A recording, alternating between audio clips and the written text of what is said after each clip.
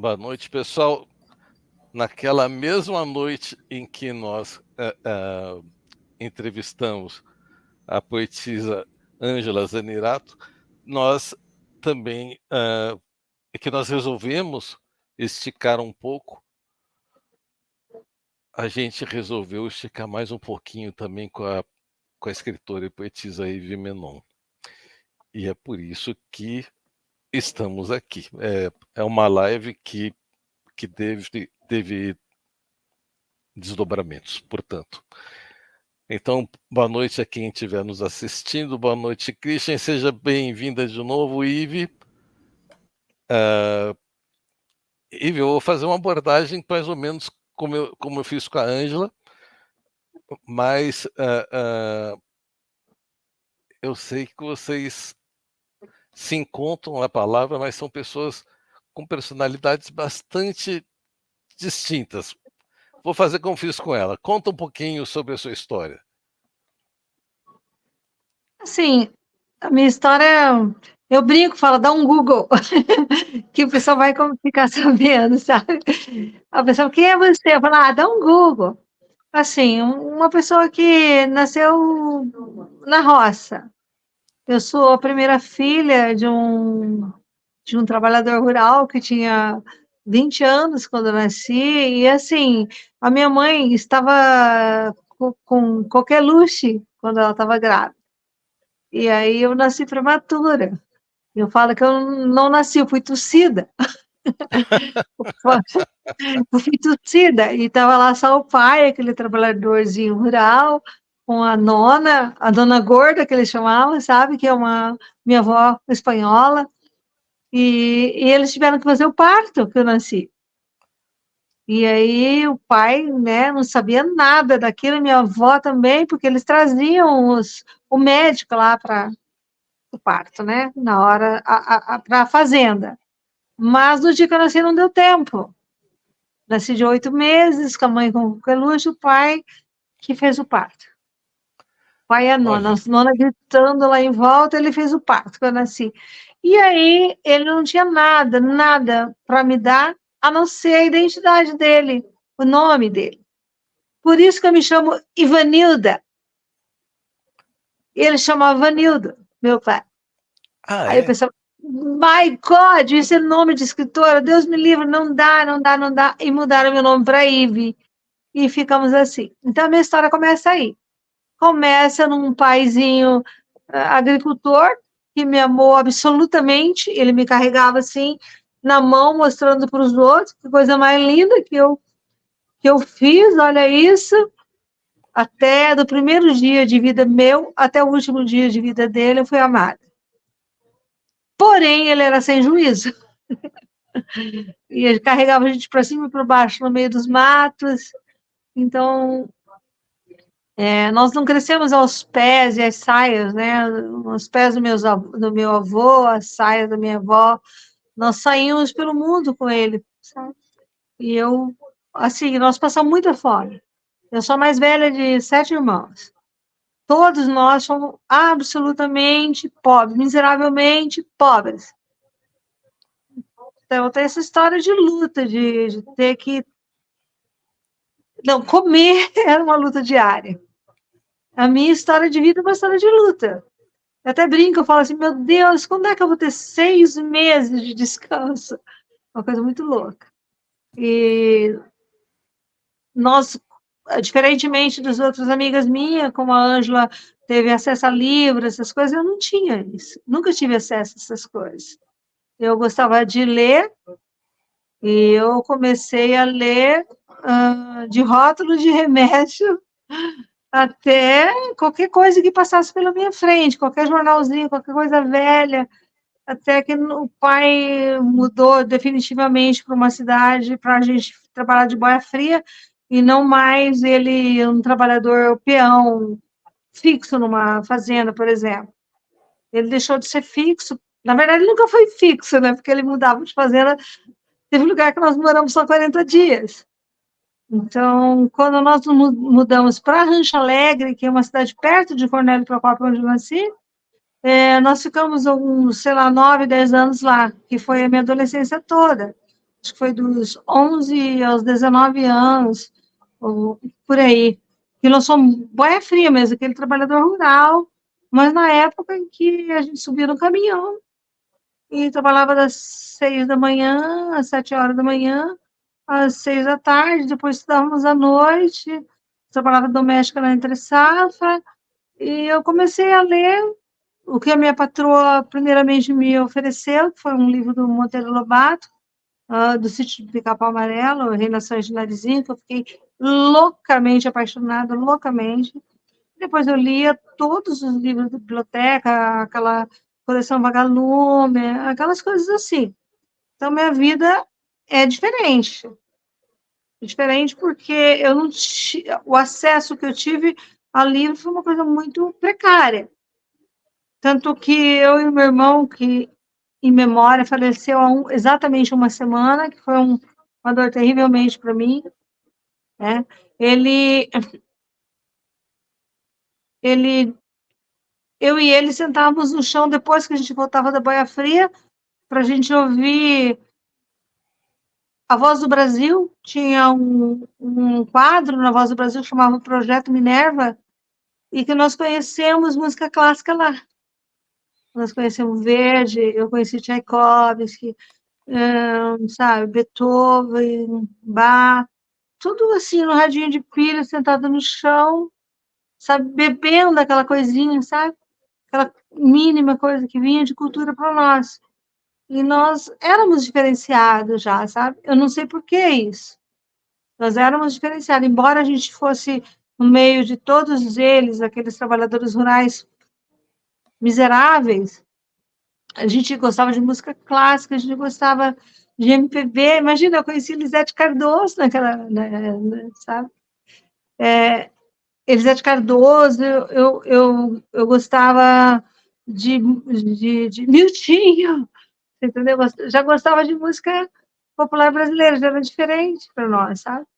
Nós tínhamos um gosto diferente, uma postura diferente. Então, a minha história foi, eu acho que a literatura veio conosco, talvez, da vocação dos meus pais, da família do meu pai que veio da Europa. Meu avô gostava de ler, trouxe os livros com ele quando ele veio da Europa, a família trouxe o livro com ele, e a família da minha mãe, que embora sem cultura, tocava violão, cantava, sabia fazer paródia, sabia escrever, sabe? Mesmo não tendo cultura formal, todos eram artistas. Talvez disso tenha nascido o dom, desenvolvido esse dom da gente, ou seja, genético, eu não sei. Ive, Então, a minha história é essa. Ive, perante, né, a tua história que tu compartilhou, primeiramente meus sentimentos, né, pela tua perda, em que momento que tu descobriu essa veia criativa para se tornar a escritora que tu és hoje? Na verdade, sim, quando eu tinha 5 anos, alguém perguntou para mim, Ive, o que você quer ser quando crescer? Eu falei, jornalista. Quando eu tinha 10 anos, eles me perguntaram, o que você quer ser? Eu falei, jornalista. Com 15 anos, meu pai falou, você vai ser freira. Eu falei, nossa, foi um baque, foi horrível. Quem leu meu livro sabe disso. No Asas de Terra e Sangue. Foi um horror para mim, sabe?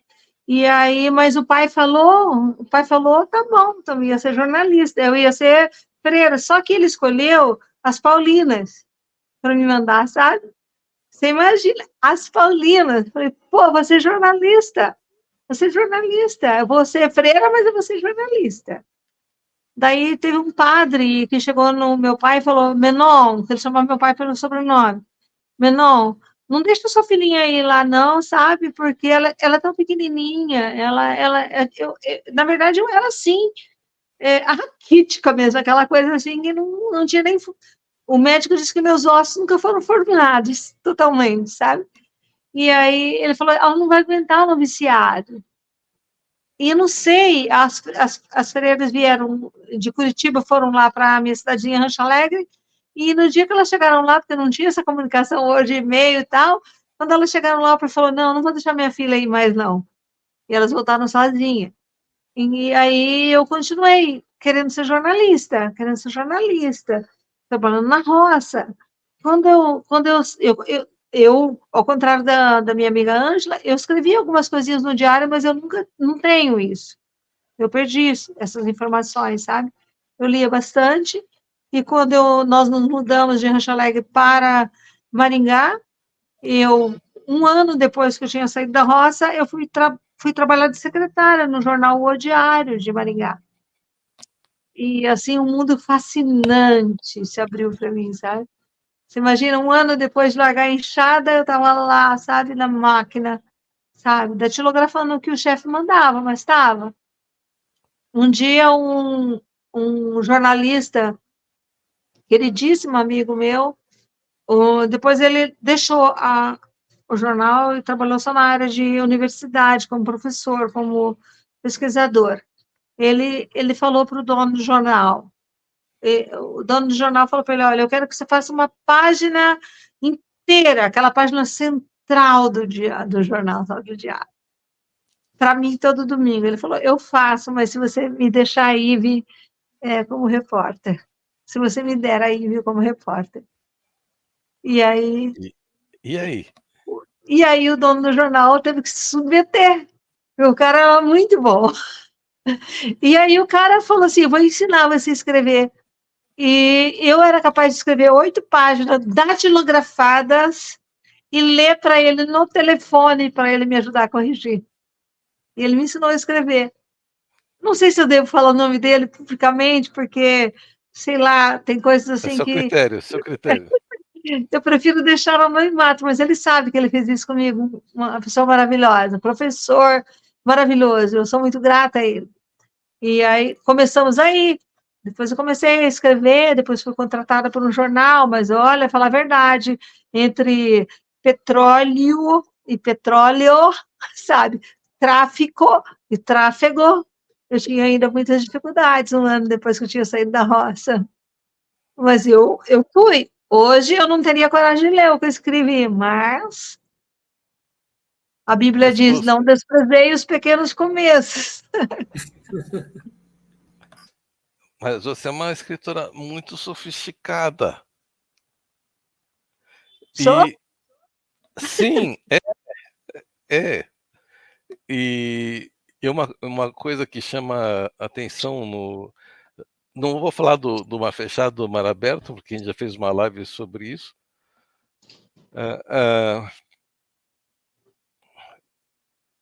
Nós já falamos também sobre várias coisas. Eu tenho uma comunicação próxima tanto com a Ângela quanto com a Ive, mas com a Ive, não sei, acabou se tornando um pouco mais aberta.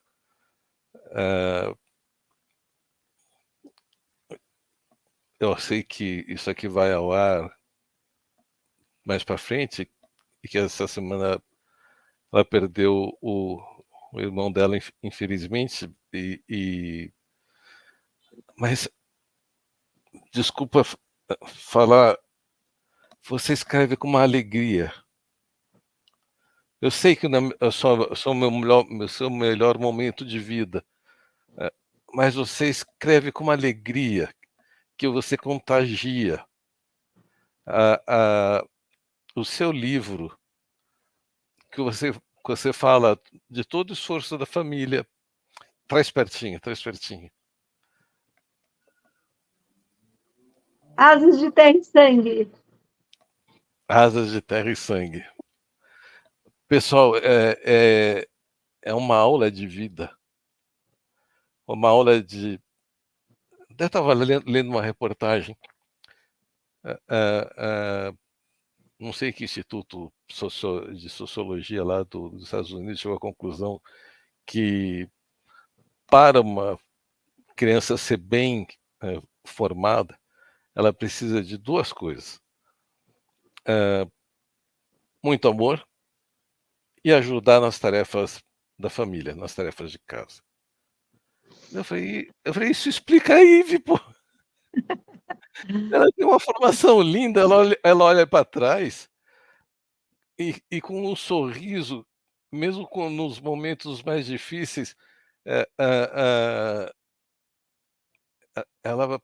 ela agradece, né, a tudo Rodrigo, da fala. eu não, como vocês são cientistas, eu não.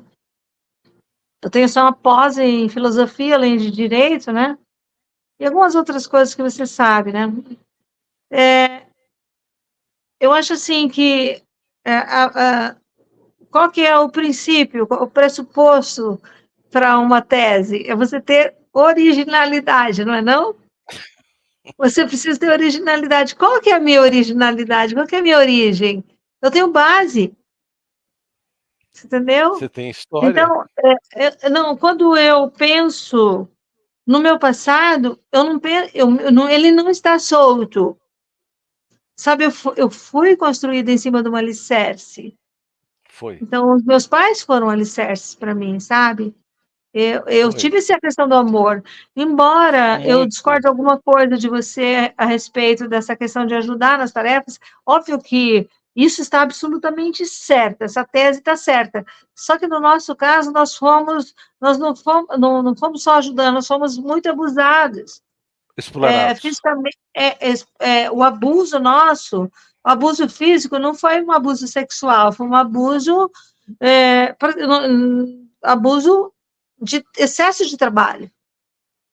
Eu tenho uma crônica que eu escrevi sobre esse meu irmão que faleceu recentemente, o nome dele é Valdovir, um grande jornalista, teve 5 prêmios, inclusive ele ganhou uma viagem para Las Vegas, como o melhor jornalista da imprensa escrita lá do Mato Grosso do Sul. Ele tinha um problema de... como, a gente chamava de acesso, sabe? Que ele tinha problema de... Como chama? Como do CAI? Esqueci agora como chama o nome. Epilepsia? Era quase uma epilepsia, era uma epilepsia de um grau menor, sabe? Uma disritmia. Era entre uma coisa e outra, o médico disse. Mas até a gente descobrir isso, a gente falava assim, ai, meu Deus, ele está tendo acesso, convulsões, assim, sabe? À noite ele se levantava e saía correndo, caindo pela casa até o quarto, chamar a mãe, ele dormia sempre em 4, 5, numa cama de colchão de palha, cheio de percevejos, sabe, comendo a gente vivo e tal, coisas assim, aterrorizante, e ele levantava-se caindo, e a gente já saía correndo junto, porque nós sempre fomos absolutamente unidos, a gente era um bloco, a gente era unos, sabe? Quando ele acordava, todo mundo acordava e saia correndo. E aí a mãe rezava para tudo quanto é santo, santa que ela conhecia, e o pai passava álcool, passava, sei lá, arruda no nariz, aquela coisa assim, e a gente pediu socorro para tudo quanto é santo, e eles achavam que ele tinha esse tipo de problema porque ele tinha alergia à manga. E quando nós trabalhávamos na roça, na época das frutas, manga era uma das coisas que salvava a nossa fome.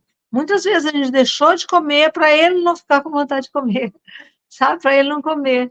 Mas muitas vezes também a gente estava lá, aqueles 4 criancinhas, porque naquela época eu tinha 11, 12 anos, eu sou a mais velha, você imagina. E ele tinha 8, e tinha um outro de 7 abaixo dele. Então nós éramos assim, de 11 a 7 anos, 4 crianças no meio do mundo, num mundo de terra, carpindo café, plantando café, sei lá, qualquer coisa no meio do mato, e de repente esse meu irmão começava a ter convulsões, que a gente chamava de acesso.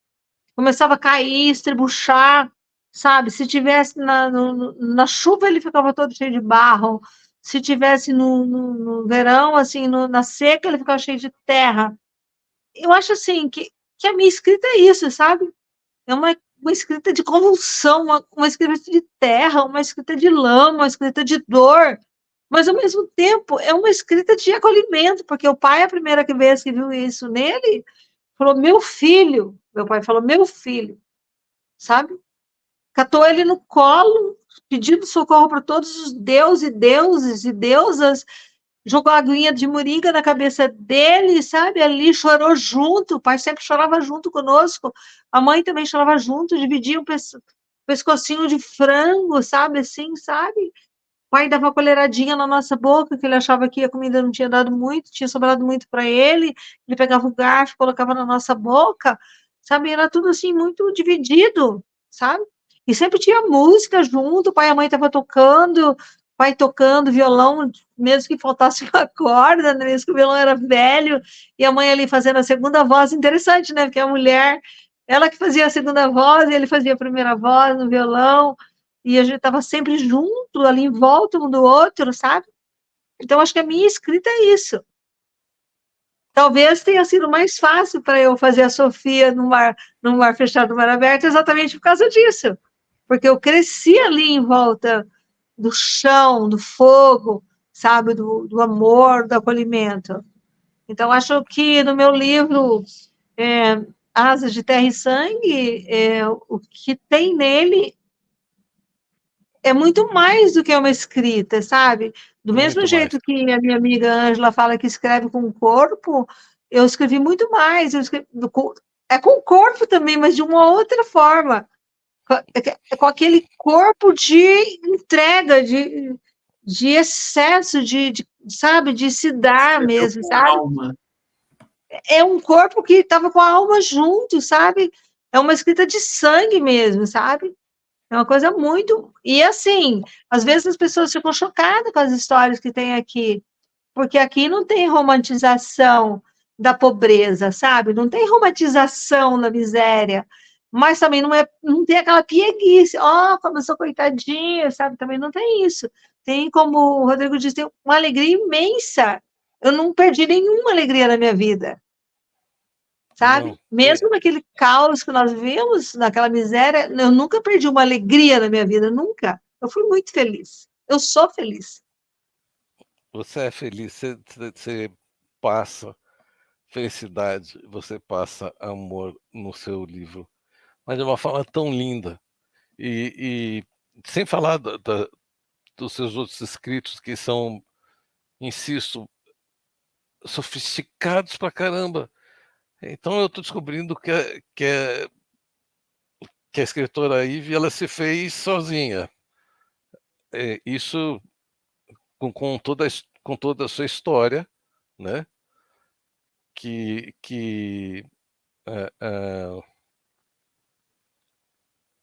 Mas que coisa linda, Ivy.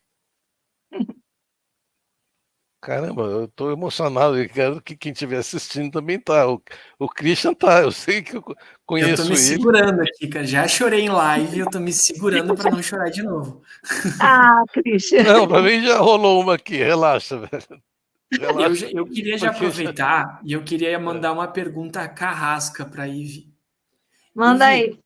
de dos livros, obras, crônicas que tu já escreveu até hoje, tem algum assim que tu considera o teu suprassumo, o teu xodozinho, aquele que tu tipo para mim foi o que eu mais gostei de escrever, o que mais me encantou?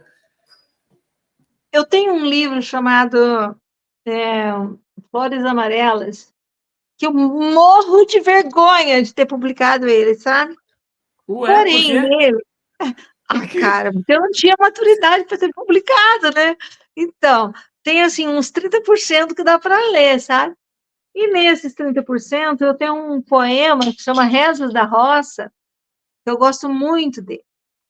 Talvez até, se vocês me permitirem, eu poderia ler, porque não é claro, pequenininho, claro. mas também não é grande, sabe? É uma coisa que faz parte também da minha visão política, sabe? A desnecessidade de possuir, de ter propriedade. Como Rousseau disse, que a humanidade se... Aí eu falo palavrões, como que eu vou usar, sabe, um palavrão, uma palavra que não seja Não palavrão? existe palavrão. Então, a humanidade se fudeu no dia que um desinfeliz fez uma cerquinha em volta da casa e falou, é meu. Não Então, entre. para Rousseau, o mal da humanidade é a propriedade. E esse poema meu, talvez, eu nem conhecia Rousseau, juro. Nunca tinha ouvido falar nele quando eu escrevi. Chama Rezas da Roça. Eu tinha um subtítulo: A Fazenda do Meu Pai Não Era Dele. Vou ler para você. A fazenda do meu pai não era dele. Talvez fosse de alguém importante, do avô da Raquel Naveira, por exemplo.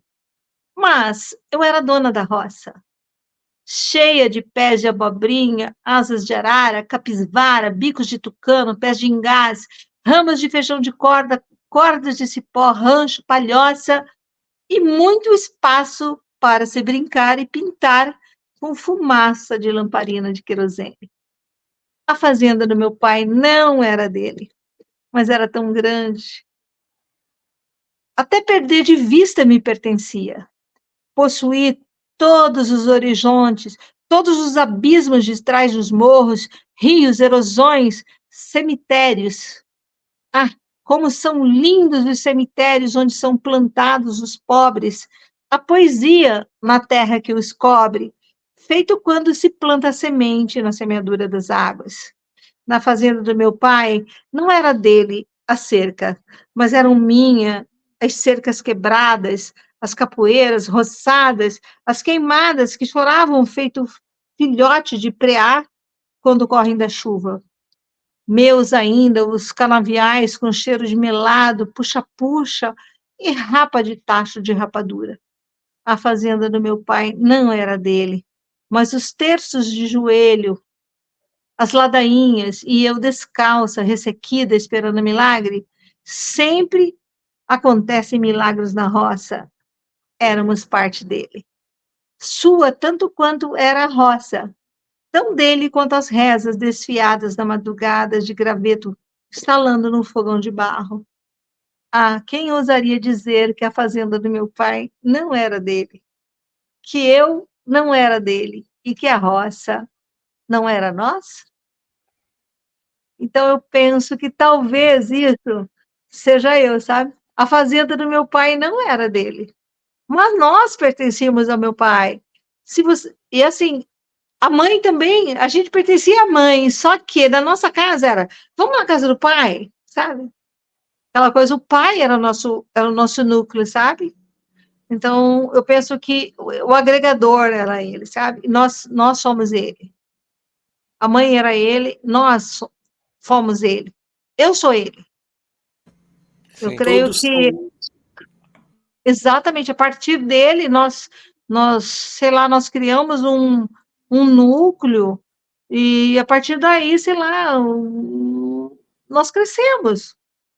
Mas foi debaixo da guarda dele. Se nós não tivéssemos o amor do pai e da mãe, nós estávamos mortos. A gente nunca sairia de lá. Nunca. Nunca sairíamos de lá. Meus pais não eram agressivos, sabe? Eles não batiam na gente, sabe? Não era igual aqueles outros pais que batiam, sabe? Que eram agressivos, que eram violentos. Nós não tínhamos isso. Nós tínhamos trocentos mil problemas, mas nós éramos amados. E o amor cobre multidão de pecado. Inclusive, a gente nem sente tanta fome. Acho que é isso. Ai, Deus meu. A gente. A, Eu tô sem a gente já. palavras. Eu Ah, também. desculpa. Eu, eu já conversei sobre tanta coisa com a Ivy Christian e já aprendi tanto com ela. E, e, e a gente já se emocionou também tantas vezes juntos. Mas eu estava contando para ela de um conto russo que o título é Quanto de Terra Precisa um Homem? Porque essa é uma loucura que sempre passou pela minha cabeça. Porque tem gente que precisa de uma fazenda, um fazendão, uma fazenda do tamanho de um.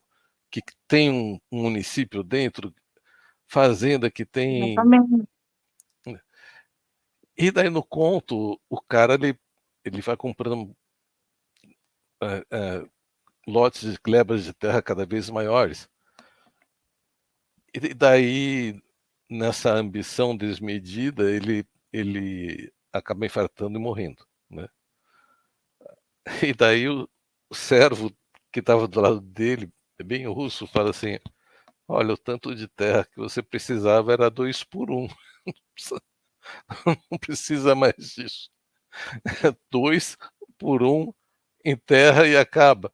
Então eu falei, Como é que é? É a a parte parte que lhe que te cabe cabe nesse nesse latifúndio. latifúndio. Exatamente. Enfim, e daí vem a Ivy com toda essa informação. O que precisa, eu acho que são 2 coisas: amor e toque, abraço, sabe? Nossa, o meu pai pegava a gente no colo até olha, eu tenho fotos. É minha irmã sentada no colo dele. Eu não tenho, sabe? A minha sentada no colo dele. Mas eu já tinha netos. Estávamos sentados no colo dele, eu sentada no colo dele, minha irmã na outra perna e os nossos filhos no colo. Os nossos netos, meu neto no meu colo. Meu filho, minha filha, meu neto, tudo junto. Meu pai era igual um Olha, urso de pelúcia. Tá? Minha eu mãe sei que eu também. sou, eu sei que eu sou urso com os meus filhos, Bom isso. com a minha mulher, eu acho que é. Mas o meu pai falava assim, ele estendia a mão para mim e falava assim: até logo, um abraço. Os meus irmãos, eles eram assim, aqueles bigodes, sabe aqueles assim, no Barão do Rio Branco, virado para cima, Sei. assim, ó. Aham. Aqueles bigodões, os meus irmãos todos beijavam meu pai beijava ele, sempre. Até o último Mas dia de vida do meu pai. eu fui dar Graças a Deus por isso. eu fui dar um beijo no meu pai quando ele já estava totalmente com em off, com demência senil. Eu fui lá, dei um abraço nele, dei um beijo nele, falei: pai, eu te amo. Ele olhou para mim assim, com um sorriso tão gostoso, com um olhar tão feliz, né? Eu falei: quer saber? Agora eu vou começar a sapecar beijo nesse velho também, e vou começar a sapecar, é, porque eu já vi que ele gostou. Então, Ive, que história linda, fantástica, que escritora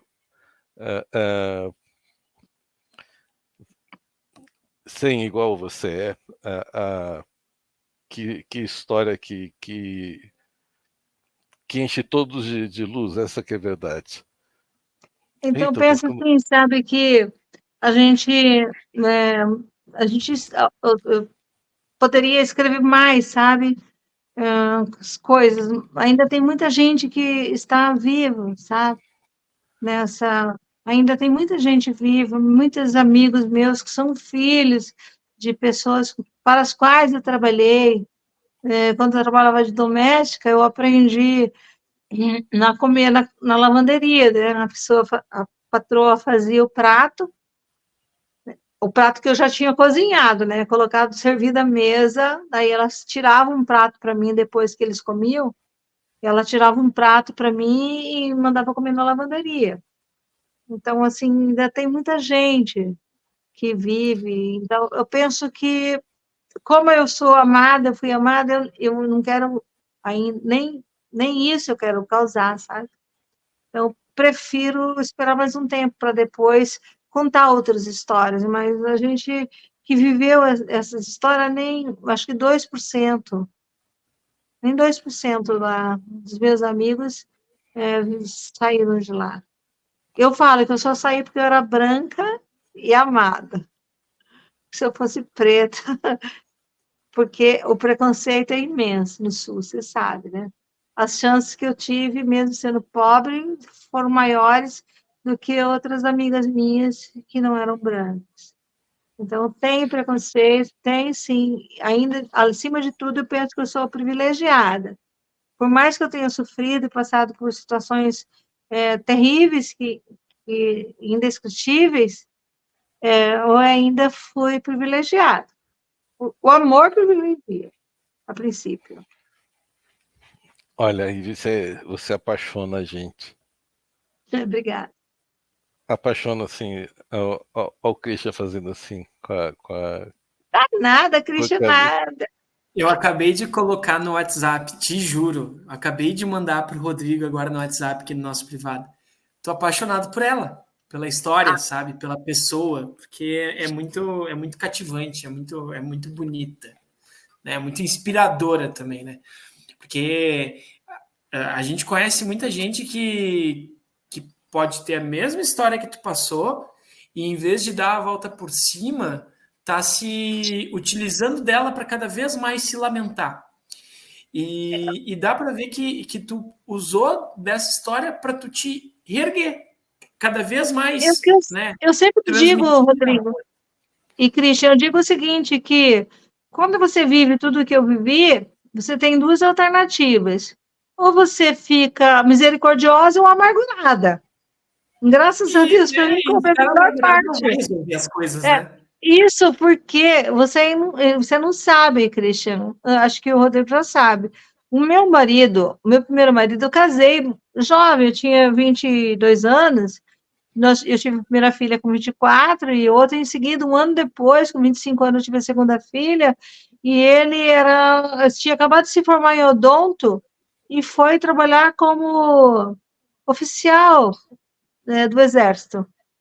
E ele era campeão de tiro. E ele morreu brincando com um revólver, com um tiro na cabeça. E eu faltava um mês para fazer 27 anos quando eu fiquei viúva com as duas crianças pequenas, sabe?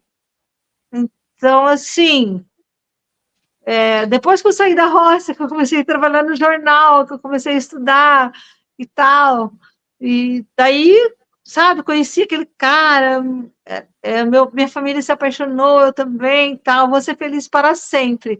O nosso para sempre durou 5 anos. Você entendeu? Foi assim uma vida bem dura, bem dura.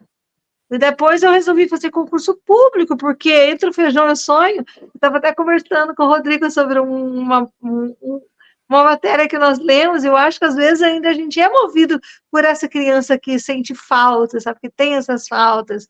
Entre o feijão e o sonho, eu, eu escolhi o feijão para poder sonhar, porque sem feijão eu acho que eu não teria condições de sonhar, por causa de tanta dor que eu já vivi, sabe?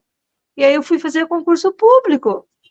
Só que eu escolhi fazer um concurso na Justiça do Trabalho e eu não tinha nem segundo, eu tinha só o segundo grau.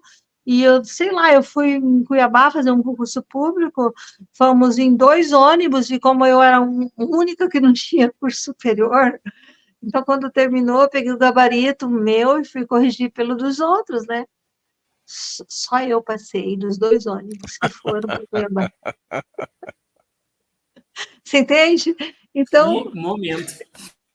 é, e daí, assim, eu não conhecia ninguém.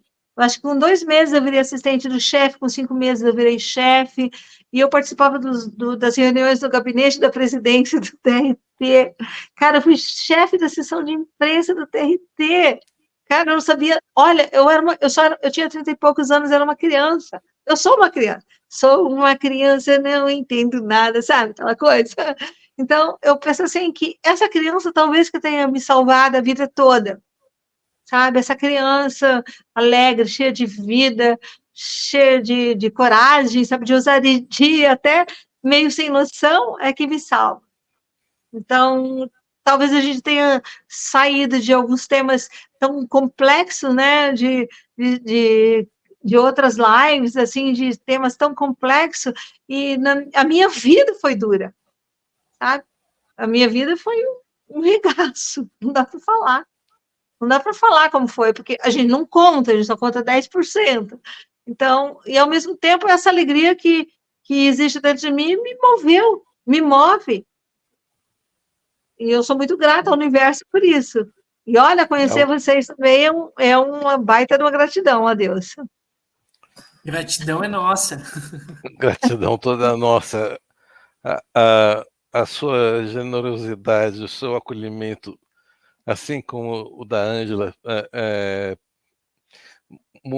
mudou a história do Errantes e Divergentes. Mudou o nosso perfil. A gente conhece tanta gente metida besta, tanta gente com dinheiro ou feijão sobrando, que desinteressante. Na minha casa tinha feijão, mas não tinha amor, não. Nenhum. Era muito pouco, era um horror. Então, tá lendo o seu livro e aliviando meu coração, sabe? Eu falei, ainda bem que eu tratei meus filhos com, com um abraço e com um beijo mesmo de pegar porque porque daí chega uma hora que cresce, vão morar sozinhos, casa, daí eles vão agarrar os meus netos, né? Mas eu falei, mas pelo menos acho que isso eu consegui ensinar para eles a importância do amor e expressar esse amor em toque, em carinho, para dar essa memória de pele que reflete na alma, que reflete no coração. Eu penso que eu fiquei a herdeira do meu pai nisso, sabe? Eu sou a nona, sabe? A vovó amorosa, aquela que pega todo mundo, que ama, sabe? Graças a Deus por isso, sabe? Eu não herdei só o nome dele, né? Eu herdei também essa afetividade dos dois, né? Aquela parte que a minha mãe dividia tudo, sabe? Aquela coisa que ela se multiplicava para dar conta de ajudar a suprir nossas necessidades, costurar na mão, sabe? Sabe aquela roupinha tudo costurada na mão, na agulha, saco de farinha, ver a roupa, sabe? Aquela coisa que ela conseguia multiplicar, Deus também me deu. Eu aprendi dela. E, ao mesmo tempo, eu tenho todo o amor, todo o afeto exageradamente italiano do meu pai. E eu não tenho vergonha disso. Tem. Você já Nenhuma. viu, né, Rodrigo? Quando eu chego, eu falo, Eva! Sabe? Aquela coisa assim. Sim, sim. Essa sou eu. Eu que sou super quieto, calado, na minha, tímido, introvertido. Na sua presença, quando a gente conversa, eu também viro outra pessoa. Que bom. Que bom. Ah, Eu Deus meu. conheci outro. Eu já conheci você assim. Foi. E Que lives. É só isso que eu tenho pra dizer. que lives. Você viu que dupla, meu Bah. amigo. Bah. Esse Você está bar diante, Christian, você está diante de uma ex-escrava rural, cara. Olha aí. criança. Uma criança que foi escrava rural. Passou. E que não fica falando mal da vida por causa disso. Não, que mal, cara. A vida é linda, a vida é bela. Sim. Ai, Vi, vamos parar por aqui, porque eu acho que o coração do velho não aguenta. Tá bom, querido. Eu vou parar por Obrigada. aqui hoje. Obrigado você por tantos ensinamentos, por tanta doçura, por tanto acolhimento. Você é um anjinho, você é linda. Obrigada. Vocês são lindos, vocês são maravilhosos. E que bom que a tua opção foi incluir. Eu estou incluída, Sim. uma coisa boa. Obrigada. Sim.